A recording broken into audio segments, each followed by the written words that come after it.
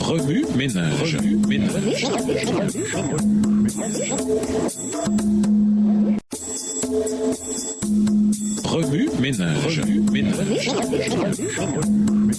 Bienvenue dans votre émission. Remue ménage. Nous voilà à la leçon de mercredi. Invité. À l'intérieur ou à l'extérieur? Le processus de jugement en 3 étapes a un objectif précis. Démontrer à l'univers tout entier, tant aux fidèles qu'aux rebelles, que Dieu a jugé chaque cas correctement. Dans le jugement investigatif, Dieu prouvera à l'univers céleste qu'il a légalement le droit d'emmener les rachetés au ciel. Alors que les rachetés participeront au jugement céleste pendant le millénium, ils conviendront que Dieu a été juste et véritable en condamnant Satan, ses anges et les méchants. Enfin, le jugement post-millénium de Satan, de ses anges et des méchants les persuadera que Dieu a été aimant, équitable, juste et miséricordieux en les condamnant à la destruction éternelle. Le prophète Ésaïe a décrit ce moment culminant de l'histoire du monde. Aussi vrai que je suis Dieu, j'en fais le serment et ma promesse est loyale, je n'y changerai rien. Tous les humains à genoux me jureront fidélité. Ésaïe 45, verset 23. Alors, et seulement alors, Dieu pourra détruire le péché, les pécheurs et le dernier ennemi, la mort. 1 Corinthiens 15, versets 27 et 28. Lorsque la grande controverse sera terminée, l'univers sera propre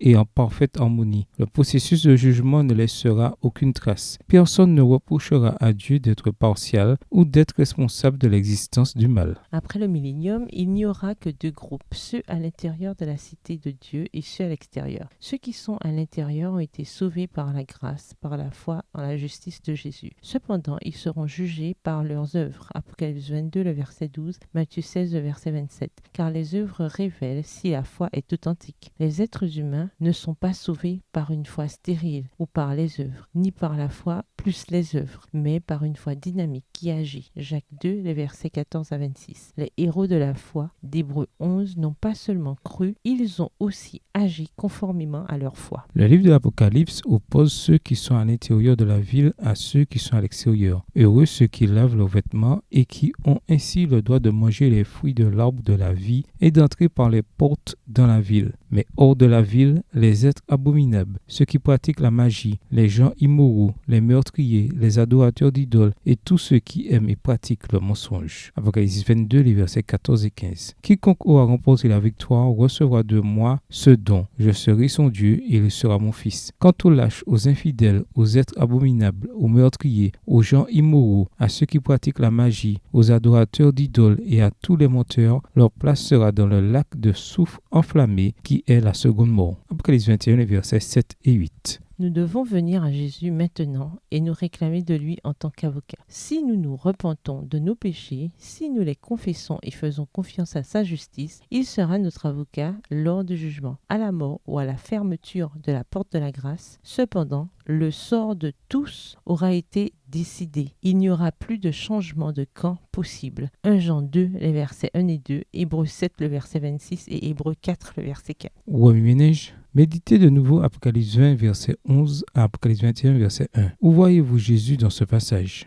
Que nous révèlent les 3 étapes du processus de jugement sur le caractère de Dieu? Que vous dit Jésus par ces textes? En quoi voyez-vous Jésus différemment ou le voyez-vous de nouveau? Comment réagissez-vous en voyant Jésus de cette manière? Au revoir. Et à demain si Dieu veut. Remue ménage. Remue ménage.